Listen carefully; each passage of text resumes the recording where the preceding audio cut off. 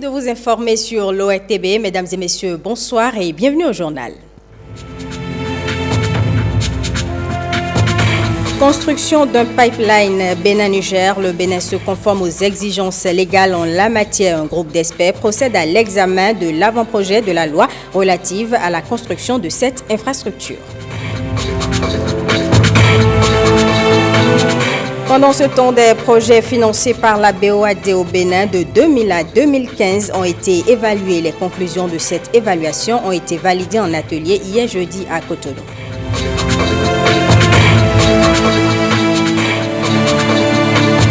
Et puis une conférence sur la compétitivité et l'attractivité des communes de Ouida, Kouamassé et Toribosito a eu lieu. C'est un cadre d'échange sur les opportunités de développement qu'offrent ces trois communes. Le Conseil des ministres du jeudi dernier a annoncé la construction prochaine d'un deuxième pont à Omé dans la commune d'Abomey-Calavi. Il s'agit d'un second ouvrage de franchissement du bas-fond de la localité. Les habitants accueillent la nouvelle à cœur joie. Quelques-uns se prononcent ici au micro de Lénaï Kagbazaou. Il n'y a pas longtemps, j'ai discuté avec quelqu'un qui m'a dit que nous ne pourrons plus avoir de pont par ici parce qu'on ne peut pas réaliser deux ponts dans le même quartier, dans la même année, que ce n'est pas possible. Je suis fondu dans le désespoir. Et le mercredi passé exactement, au Conseil des ministres, compte rendu, j'ai entendu qu'on a lancé ce pont, j'ai crié de joie. J'ai appelé automatiquement ceux qui sont ici avec moi, que nous avons la chance. Le bonheur est arrivé vers nous. C'est avec joie que j'ai accueilli la nouvelle. Et ce n'est pas une première, un second pont. C'est ce qu'il faut préciser. Parce qu'on en a déjà construit un. Et c'est le deuxième pont. Tout le monde est content. Ça nous arrange. Moi, je ne trouve plus la voie pour rentrer. Maintenant, quand il y a le pont qui passe là, tout le monde va passer librement. On n'est pas trompé de choisir le président qui est arrivé. Monsieur Baptiste Talon, et quand il promet quelque chose, il le fait. Il suit de très près. Vraiment, si je peux même le croiser, ça va même m'enchanter. Parce que ce n'est pas un menteur. Nous souffrons depuis un certain temps pour ce tronçon. On a fait tout possible pour faire ça nous-mêmes. Ça n'a pas réussi. Premièrement, ça va rendre beau notre quartier d'abord. Partout où le pont passe, regardez l'environnement. Ça va rendre beau notre quartier. La voie sera praticable. C'est un pont qui va relier directement Ouomé et Kokotomé. Ça relie plus Ouomé et Kokotomé plus que même l'autre pont, le premier pont qu'on a réalisé. Si on fait le pont maintenant, on voit qu'il y aura encore moins d'embouteillages. Il y a des gens qui quittent Ouomé pour la ville le matin, donc il n'y a pas la voie pour vite et rentrer en ville. Des fois, il faut passer à Godomé. Alors la voie est dégradée là-bas. Du coup, il y a encore la circulation qui bloque. Il y a beaucoup de personnes qui quittent à Calavi pour Cotonou. Donc, tous ceux qui vont quitter vers Omé ici pour la ville peuvent en profiter directement de cette pont, passer par Agouza Carrefour et continuer vers Cotonou. C'est pratiquement comme le pont de Concorde. Ça va rendre joli l'endroit, le quartier. La circulation sera fluide. Et il y aura de l'ambiance. Les embouteillages en ville ne seront plus trop coincés. Il y aura peu d'embouteillages, vous faites quoi? Les gens qui quittent à Calavi, de Tankpé, de Togba, qui veulent aller vers Godomé ou bien vers, qu'on appelle-t-on, Fidjirosé, Ouida, consort. C'est-à-dire c'est une voie vraiment à l'époque vraiment impraticable. Les femmes qui vont à Kokodji et à autres marchés là, c'est elles qui passent surtout, et les îmes. C'est un raccourci pour les îmes aussi. Si on veut aller à Glosa Carrefour, avec 100 francs, on peut passer. Par contre, actuellement, là, si on veut aller à Glosa Carrefour, il faut dépasser jusqu'à 400-500 francs avant d'aller, parce que l'autre point est un peu loin de nous. Avec 5 minutes, tu seras à Kokotomé, à Glosa Carrefour. Au lieu de contourner à Godomé ou bien Pharmacie Concorde, nous aussi nous aurons une grande voie. Vous n'êtes pas sans savoir que dans des années passées, dans les années antérieures, mais il y a mort d'hommes. Nos enfants sont noyés dans ce bas-fond. Et aujourd'hui, vraiment, nous accueillons avec satisfaction le souci, car le président, notre cher président de la République, et nous, notre remerciement, c'est de demander au Dieu Tout-Puissant de l'assister dans ses œuvres pour qu'il continue à sauver la vie de toute une population. Intéressons-nous maintenant à la 7e rencontre de la Cour suprême et des juridictions du fonds qui a eu lieu à Cotonou. Les échanges portent sur les maux qui minent le secteur de la justice au Bénin. Rachidat Biomama. Le dialogue toujours en marche dans la maison justice. Un dialogue judiciaire qui réunit les magistrats de la Cour suprême, ceux des juridictions du fonds ainsi que le barreau. C'est un rendez-vous annuel devenu incontournable que la Fondation Friedrich Ebert ne se lasse d'accompagner. Nous soutenons cette initiative pour l'exemple de gouvernance démocratique qu'elle suggère. Faire le point de l'action menée, en critiquer la mise en œuvre, en extraire les leçons apprises et surtout à capitaliser de l'expérience acquise pour mieux agir à l'avenir. Au cœur des échanges, les questions touchant au fonctionnement de la justice au Bénin. La satisfaction des populations en est l'ultime but. C'est dans cet esprit d'engagement soutenu et d'une volonté renouvelée de faire la différence face au désarroi de toutes celles et de tous ceux qui souffrent au quotidien des dysfonctionnements répétés de la justice que je vous encourage à mener au cours des 2 jours que dureront vos échanges des débats ouverts et inspirés. L'état de droit et de démocratie ne saurait, vous en convenez bien volontiers, s'accommoder d'une justice inaccessible, imprévisible, illisible dans ses décisions rendues dans des délais anormalement longs. Une telle justice est aux antipodes de l'idéal démocratique gravé dans le marbre par les pères fondateurs du renouveau démocratique et les architectes de notre Constitution. C'est ce qui fonde, au plan philosophique, les rencontres entre la Cour suprême et les juridictions du fonds. Une justice de qualité au service du citoyen, tel est le souhait de ces acteurs réunis à la Cour d'appel de Cotonou. Cette 7e rencontre offre ainsi l'occasion d'en discuter afin de l'améliorer pour le bonheur de ses usagers. Encore quelques mois et la Cour constitutionnelle sera logée dans ses nouveaux locaux. Le site devant faire objet de réflexion a été remis à l'entreprise en charge des travaux. Christelle Tongodo.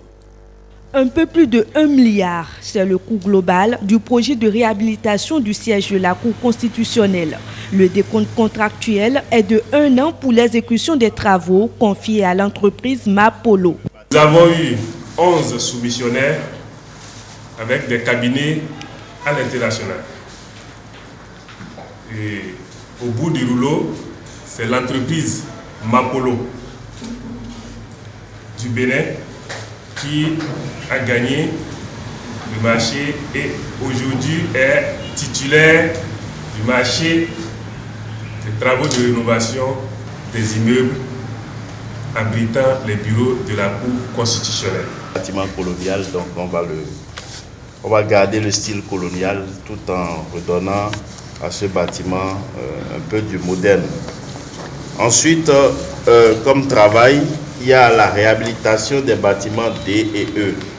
C'est à ce niveau-là que tout le personnel administratif de la Cour constitutionnelle sera logé. Et il s'agit de reprendre les fenêtres, des coups de peinture, des carrelages. C'est une réhabilitation. Le grand souhait du président de la Cour constitutionnelle est de pouvoir proclamer les résultats de la présidentielle de 2021 dans les locaux réfectionnés. L'entreprise en charge des travaux a donc l'obligation de tenir le pari. Tout ce que nous allons dire, c'est de souhaiter que les travaux se déroulent très bien et que le chantier finisse dans le délai afin qu'avant fin 2020, nous soyons ici pour le reste des choses que l'État nous a confiées. Je peux, à partir de cette occasion, prendre un engagement pour dire que toutes les conditions définies dans les cahiers de charges du marché seront strictement respectées. Le chantier doit être livré au plus tard le 30 novembre 2020, date à laquelle les membres de la Cour devraient entrer en possession de leurs nouveaux joyaux. Une délégation de l'agence judiciaire de l'État du Niger effectue au Bénin une visite de travail. Après une semaine d'immersion à l'agence judiciaire du Trésor du Bénin, la délégation se dit satisfaite de tout ce qui s'y fait. Voici pour vous les propos recueillis par Christelle Tongodo et Wenceslas Arwaïmo. Il s'agit d'une jeune agence qui n'a que 2 ans d'existence. Alors que nous avons constaté que l'agence judiciaire du Trésor du Bénin date de 1967, 49 ans, donc elle a pu être la grand-mère de l'agence judiciaire de l'État du Niger. Nous avons fait le tour avec tous les bureaux de l'agence. Et après avoir travaillé aussi avec l'agent judiciaire du Trésor. Ça nous a permis de voir comment ça fonctionne. Vraiment, on a appris beaucoup de choses et au retour, nous allons essayer de mettre en pratique ce que nous avons appris. Voir dedans qu'est-ce qu'il faut intégrer par rapport à notre fonctionnement pour que le but recherché, la mission de notre agence soit conduite dans de bonnes conditions. À l'issue des travaux, nous avons constaté que c'est plutôt un échange d'expériences et nous avons tiré aussi d'eux. Il y a quelques éléments que nous avons tirés d'eux.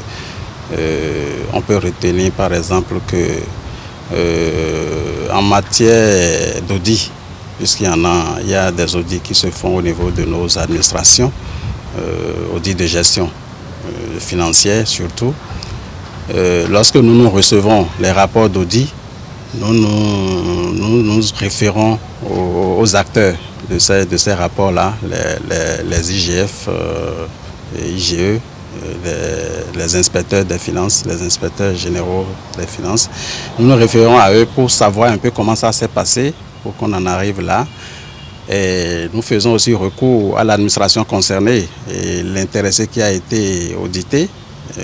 Nous voyons comment le contradictoire a eu lieu avant de chercher à régler à l'amiable, si la personne peut déjà accepter payer ce qu'on lui a mis à charge. Là, il y a le règlement à l'amiable et nous laissons le soin au procureur de s'occuper de l'aspect action publique. Mais à l'agence judiciaire de l'État du Niger, ça ne se fait pas systématiquement de cette manière-là.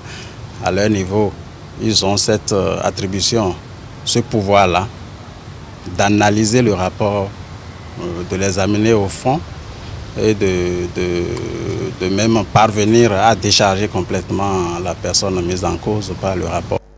Je vous le disais dans les titres, le Bénin se conforme aux exigences légales relatives à la construction d'un pipeline Bénin-Niger. Un groupe d'experts procède depuis ce mercredi à l'examen de l'avant-projet de la loi relative à la construction de cette infrastructure. Écoutons le ministre de l'Eau et des Mines à l'ouverture des travaux.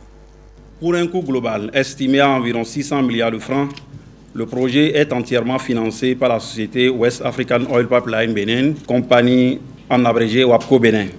Mesdames et messieurs, pour l'entrée en vigueur de l'accord de gouvernement hôte, plusieurs conditions suspensives incombent à notre pays. Il s'agit entre autres de la ratification de l'accord bilatéral par le Bénin et l'échange avec le Niger des instruments de ratification et l'adoption, la promulgation et la publication au journal officiel de l'État béninois de la loi du projet de pipeline d'exploitation Niger-Bénin.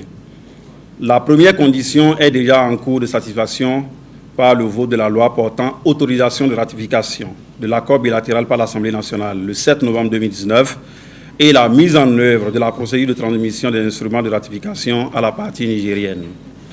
Dans le cadre de la levée de la deuxième condition suspensive, un groupe de travail a été chargé, sous l'autorité du ministre de l'Eau et des Mines, d'élaborer l'avant-projet de la loi de projet relative au projet de pipeline d'exploitation Niger-Bénin. Mesdames et messieurs, durant les 2 jours de travaux qui s'ouvrent cet après-midi, nous aurons à examiner dans la forme et dans le fond le document proposé par le groupe de travail afin de produire un texte de loi de projet à soumettre à la représentation nationale pour étude et approbation. Mesdames et messieurs, je voudrais rappeler à votre aimable attention que le projet de loi soumis à notre appréciation et dont les dispositions se reflètent dans les 50 articles qu'il comporte doit être en harmonie avec l'accord de gouvernement hôte qui est le document contractuel avec la partie chinoise. Je reste donc convaincu, eu égard au parterre d'éminents experts réunis dans cette salle, que de nos travaux résultera un texte de loi de projet qui permettra, après son vote par l'Assemblée nationale, une mise en œuvre aisée de ce projet qui contribuera à coup sûr au renforcement du tissu économique, source de croissance économique soutenue et au rayonnement de notre pays. Atelier de validation des conclusions de l'évaluation de portefeuille pays des projets non marchands financés par la BOAD au Bénin de 2000 à 2015. Les échanges ont eu lieu à Cotonou. Le point avec Génial Afouda, Mossi Agboka et Monique Thor. La Banque ouest-africaine de développement BOAD valide les conclusions de l'évaluation de portefeuille pays des projets non marchands qu'elle a financés entre 2000 et 2015. C'est la première fois que la BOAD fait cet exercice d'évaluation au Bénin. Il participe d'un long processus d'évaluation des projets financés dans ces États membres qui a débuté par le Togo, le Bénin et va se poursuivre dans les autres pays. L'exercice permettra à terme d'atteindre 3 objectifs. L'atelier qui nous réunit aujourd'hui, faut-il le rappeler, à la difficile et longue mission, d'une part, de susciter une discussion autour des principaux axes de cette évaluation, à savoir les constats, les leçons proposées et les recommandations formulées. D'autre part, de partager les expériences des participants sur les problématiques soulevées par l'évaluation. Enfin, de contribuer à la validation des différents rapports issus de l'évaluation.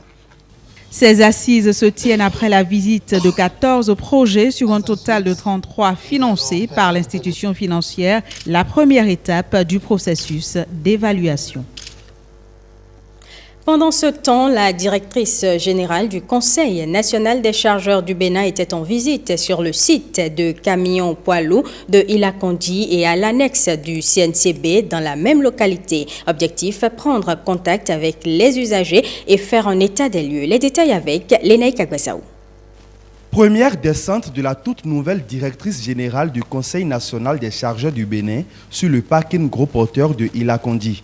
L'autorité vient constater l'évolution des travaux entrepris par son prédécesseur et l'état général du site. L'entrée du parking ayant des défaillances et que les camions s'enlissaient et que ça créait aussi des accidents quand les camions perdaient le contrôle, il était question de faire des pavés, ce qui a été initié par mon prédécesseur. Et donc pour la livraison définitive, il était question de venir voir comment le travail a été fait afin de libérer quand même la caution de celui qui a pris le marché. On voit l'entrée qui est pavée et l'intérieur, vous avez des flaques d'eau, vous avez de la boue. C'est pas réaménagé. Il y a un problème d'assainissement ici. Et le paradoxe, c'est qu'on a des pavés qui sont entassés au fond là-bas. Et j'ai posé des questions.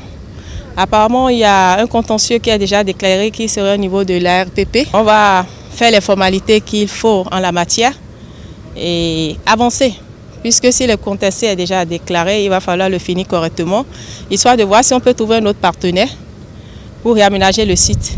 C'est important parce que Moi, j'ai mal quand je vois que Bénin Contrôle, qui est arrivé ici il y a quelques jours, nous donne la leçon d'avoir aménagé un site bien accessible, les lieux sont propres. Pourquoi est-ce que nous, on ne pourrait pas le faire? Dans la démarche des états des lieux, il était question qu'une mission de l'ACI se déplace sur ce site pour venir voir l'existant en matière d'informatique ici. Et donc, c'est ça que nous avons rajouté à cette réception dont je vous parlais. Face au constat de délabrement du site, Alimatou Badarou promet de prendre ses responsabilités. Que notre métier, c'est l'assistance aux chargeurs. Et donc, il n'est pas question qu'on voit nos chargeurs souffrir, parce que quand je parle de souffrir, je pèse mes mots. Si l'environnement n'est pas assaini, c'est pas bien. Et on leur prend de l'argent, c'est comme si on prenait de l'argent indûment. Donc, il faut qu'on leur donne en retour le service qu'ils méritent. Et donc, c'est par rapport à cela que j'estime qu'il faut qu'on fasse le nécessaire pour rendre ce site plus propre, accessible à tout le monde. Quand je dis tout le monde, moi, je vois ici un site où on pouvait avoir des commodités de restauration, pour que les camions puissent prendre du carburant, pour que les chargeurs puissent se reposer sérieusement quand ils sont fatigués et continuer la route. Toujours à Ilakondi, localité frontalière avec le Togo, l'annexe de l'antenne CNCB reçoit aussi la visite de la directrice et de sa délégation. L'état des lieux n'est guère reluisant. En plus des besoins en matériel du personnel, l'enseigne ne renseigne plus sur rien du tout et certains locaux sont inhabités. Aux différents problèmes identifiés, l'autorité de tutelle entend apporter des solutions urgentes. Il y a des locaux inhabités, des locaux qui auparavant étaient habités par le personnel, qui ont été abandonnés depuis 2 ans apparemment, et dans un état de délabrement, et un éléphant blanc encore. Et vous avez vu que l'enseigne est cassée, mais le paradoxe c'est que comme nous sommes rentrés à l'intérieur, nous avons vu une nouvelle enseigne. Il manquait juste un poteau pour poser ça. Rien que même dans les menus dépenses, on pouvait le faire. Et donc je crois que ça c'est quelque chose qu'on fera très vite dans la semaine, vous pouvez repasser, constater. À côté de ça, il y a le personnel qui n'a pas de véhicule, juste parce qu'il y avait des abus au niveau de la dotation au carburant. Donc on va essayer de voir dans les règles de l'art ce qu'il faut doter et leur mettre un véhicule à disposition parce que c'est le minimum pour une antenne en cas d'urgence. Il n'est pas normal d'exposer le personnel sur des motos. C'est vrai que bon, le fait qu'on n'ait pas de conseil d'administration aussi pénalise un peu les décisions. Mais le ministre de tutelle a promis mettre les bouchées doubles pour nous aider à avoir d'ici là un conseil d'administration afin de prendre les responsabilités qui sont les nôtres. Avec Alimatou Badarou, c'est une nouvelle ère qui s'ouvre au CNCB. Elle entend améliorer l'image de la société et renforcer l'assistance aux chargeurs. Une conférence sur la compétitivité et l'attractivité des communes de Ouidah, Kouamassé et Toribosito s'est tenue hier jeudi. La rencontre a porté sur les opportunités de développement qu'offrent ces 3 communes. Un accent particulier est aussi mis sur l'aménagement de ces territoires. Gilles Donsou. Le schéma national d'aménagement du territoire ou agenda spatial adopté en 2016 par le gouvernement organise le Bénin autour de 6 pôles régionaux de développement structurés par des villes et territoires. Cette conférence sur l'attractivité et la compétitivité du territoire concerne les communes de Ouidah, Kouamassé et Toribosito au KT. Il est question de mobiliser les forces vives de ces communes sur les enjeux de développement. Il nous revient à présent de penser le développement non plus dans le cadre restreint de nos communes respectives, mais dans une approche de cohérence spatiale et de mutualisation de nos potentialités et de nos ressources. Ce défi est le nôtre, mais il est également celui de l'État et tous les acteurs impliqués dans le développement de notre territoire. L'ANAT, l'Agence nationale de développement du territoire, a défini des axes stratégiques pour la réussite de cette noble ambition. Pour les problématiques de développement, nous devons, au-delà des communes, voir des espaces homogènes qui peuvent nous permettre vraiment de structurer quelque chose de fort et de durable. Le deuxième élément qui traduit donc les changements majeurs, c'est l'approche. Ce matin, nous nous rencontrons pour, disons, le premier exercice du genre, c'est-à-dire une conférence de territoire. L'idée, c'est de mobiliser les forces vives du territoire autour des enjeux de développement du territoire. Sans cette mobilisation, il est impossible de pouvoir parvenir aux objectifs de développement. Le ministère du Cadre de vie et du Développement durable encourage cette synergie d'action qui concourt au développement. 3 piliers structurent le programme d'action du gouvernement 2016-2021, à savoir consolider la démocratie et l'état de droit et la bonne gouvernance, engager la transformation structurelle de l'économie et améliorer les conditions de vie des populations. À travers le 3e pilier, le gouvernement ambitionne faire de l'aménagement du territoire un précieux instrument de développement équilibré et durable de l'espace national. C'est dans ce cadre que depuis 2016, 2 importants instruments sont rendus disponibles, à savoir 1. La loi cadre sur l'aménagement du territoire. Cette loi définit les règles et principes en matière d'aménagement du territoire et pose le principe de la contractualisation entre l'État et les collectivités territoriales décentralisées. 2. Le schéma national d'aménagement du territoire, encore appelé agenda spatial. Cette initiative s'inscrit dans la logique d'une mobilisation sociale, gage d'un développement harmonieux. Être séropositive et donner naissance à un nouveau-né non infecté, c'est possible. Et ce à travers des méthodes de prévention de la transmission du VIH de la mère à l'enfant. Plus d'éclaircissements sur ces méthodes avec Génial Afouda, Monsi Aboka. Une femme enceinte diagnostiquée séropositive est obligatoirement mise sous traitement pour prévenir tout risque de transmission de la mère à l'enfant. Autrement, la mère peut contaminer son bébé par diverses voies. Soit pendant que l'enfant est dans l'utérus, soit au moment de l'accouchement ou lors de l'allaitement. Le dernier trimestre, 2e, 3e trimestre de la grossesse sont particulièrement risqués pour l'enfant, le fœtus qui est dans le ventre de sa mère. Ce qui fait que dès que la femme se découvre, on la découvre séropositive enceinte, il y a une urgence. Il faut sauver l'enfant par rapport au statut sérologique. Alors, nous mettons directement la femme sous traitement, d'office sous traitement. Parfois, il y a des femmes qu'on récupère tardivement, au dernier trimestre ou peut-être à 1 semaine de l'accouchement. Dans ces cas, la PTME peut donner comme elle peut ne pas donner. Parce que la charge virale de ces patientes-là est toujours très forte. L'idéal serait que, pour être vraiment à 0 transmission, que la femme soit mise sous traitement au moins 4 semaines avant l'accouchement. Après l'accouchement, le nouveau-né bénéficie de soins spécifiques. Le nouveau-né, dès qu'il sort, est mis sous traitement. Et ce n'est pas un traitement habituel. Normalement, c'est la bithérapie qui est recommandée. Ça a commencé dans certains centres. Sinon, dans beaucoup de centres, c'est la monothérapie avec la névirapine qui continue. Et là, quand l'enfant sort, nous médecins, on est capable de distinguer si l'enfant est à haut risque de transmission ou s'il est à faible risque. S'il est à haut risque de transmission, on fait tout possible pour lui mettre la bithérapie pour éliminer au maximum les chances qu'il ait ce virus-là. Mais s'il est à faible risque de transmission, on lui met juste de la névirapine pendant 6 semaines. La prévention de la transmission du VIH de la mère à l'enfant redonne de l'espoir à toutes ces femmes séropositives qu'elles peuvent donner naissance à des bébés non infectés. La preuve avec le témoignage de cette femme qui en a fait l'expérience. Pour préserver son identité, nous l'appellerons Amina.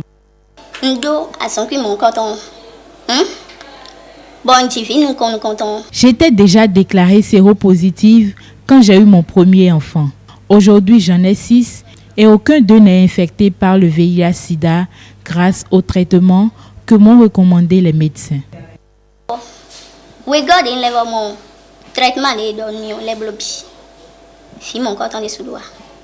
Contrairement aux idées préconçues, l'allaitement n'est pas d'office proscrit chez les mères porteuses du VIH-Sida. Elles peuvent allaiter au cours des 6 premiers mois de vie de leur bébé, à condition d'être sous traitement antirétroviral et ou ayant une charge virale indétectable.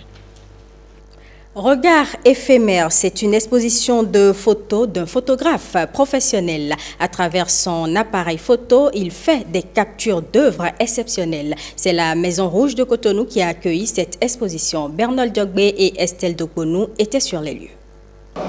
Des photos qui captivent, scotch, des scènes de vie immortalisées dans des instants inattendus. Le Bénin révélé dans une autre de ses splendeurs. Cela donne cette exposition Regard éphémère signée Rodrigue Ako.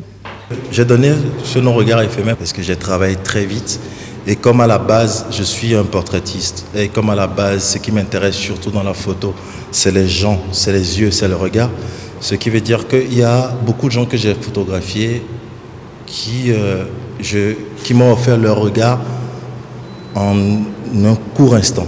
Vous allez remarquer que toutes les photos pratiquement, les sujets sont en mouvement. C'est des photos qui ont été prises. J'ai fait le choix de faire ces photos-là au bord des routes. Garder la route comme la ligne conductrice. Et vous allez voir que pratiquement tout le monde, les gens courent, les enfants qui courent, les femmes qui marchent, et c'est la route. Et vous savez très bien que quand tu croises quelqu'un sur une route, quand tu vois quelqu'un sur une route, c'est des rencontres très éphémères.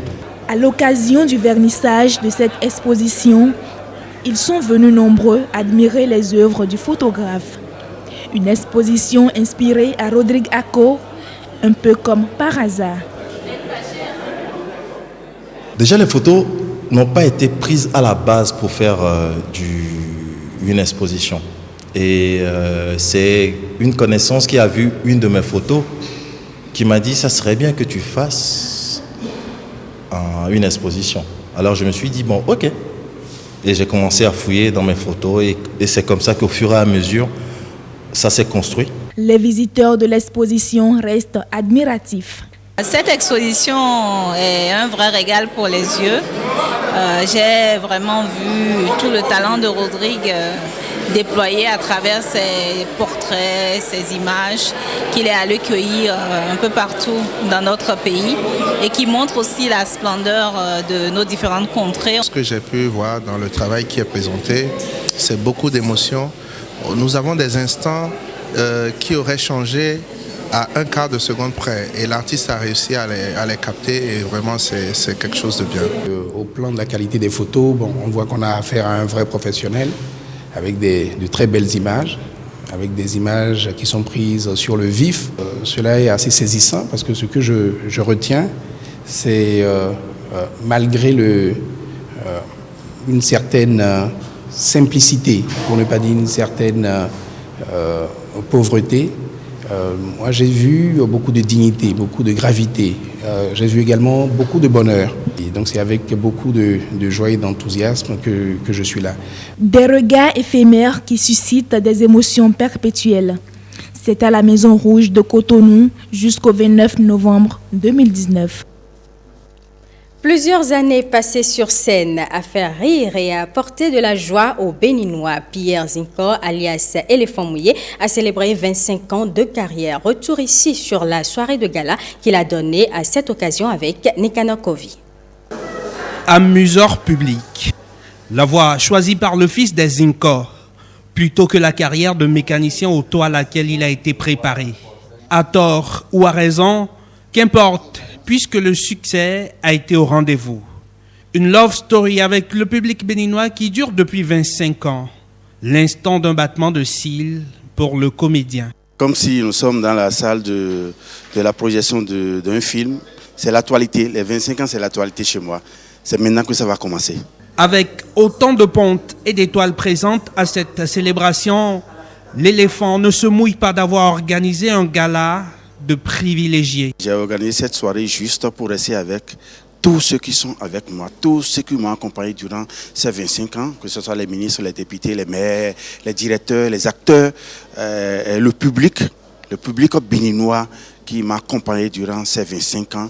C'est le représentant qui est dans la salle. Le gratin du cinéma populaire est là, les faiseurs de roi aussi. Tous, chers aux yeux de l'humoriste qui décerne des palmes spéciales, a un happy few particulièrement déterminant dans son parcours. Vraiment, c'est un geste impalpable.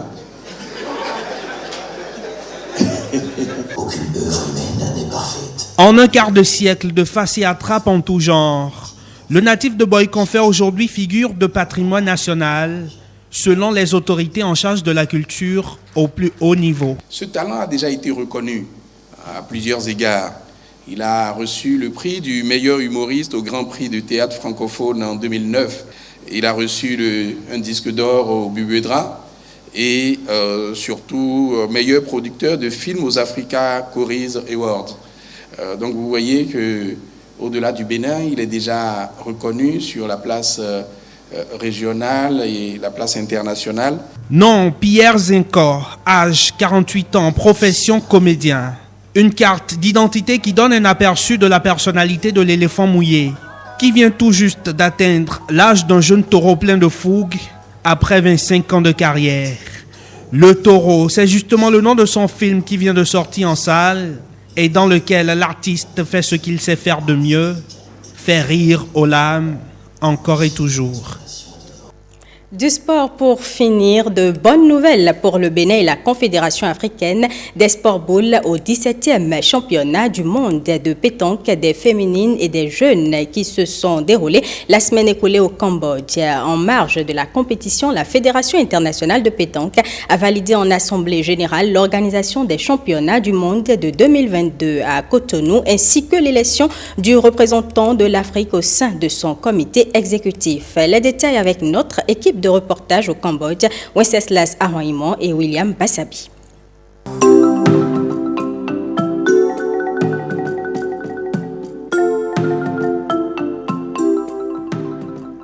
Phnom Penh, la capitale du Cambodge, et son vaste complexe olympique dans les annales des sports boules du continent africain.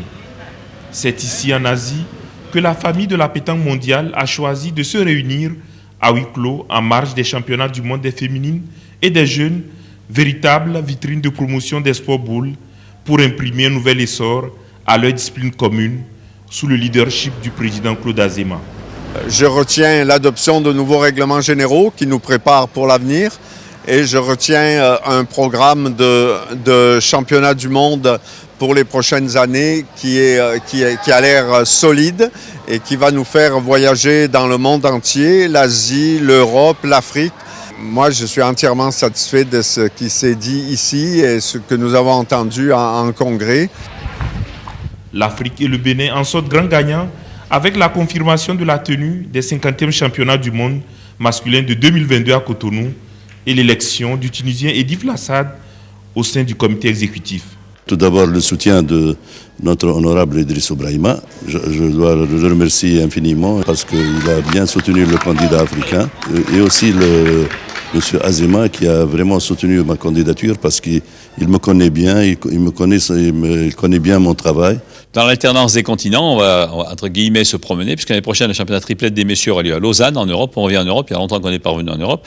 En 2021, on aura un championnat en Nouvelle-Calédonie, c'est-à-dire en Océanie, pour le doublette à la tête et doublette mixte, hommes et femmes. On reviendra en 2021 également en Thaïlande pour ce championnat qui fait triplette jeune et triplette féminin.